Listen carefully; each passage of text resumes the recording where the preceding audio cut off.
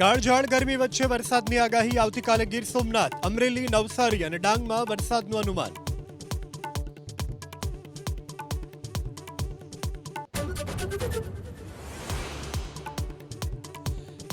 રાજકોટ જિલ્લાના પશુપાલકો માટે સારા સમાચાર. રાજકોટ ડેરીએ પ્રતિ કિલો ફીડ પર ખરીદ ભાવમાં કર્યો 20 રૂપિયાનો વધારો.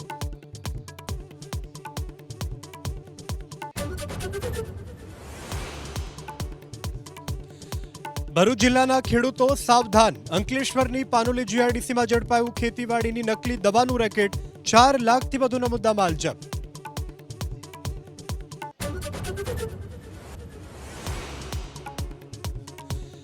દિલ્હીમાં પીએમ મોદીની અધ્યક્ષતામાં કેન્દ્રીય મંત્રી પરિષદની બેઠક. મંત્રાલયોના કામગીરીની સમીક્ષા.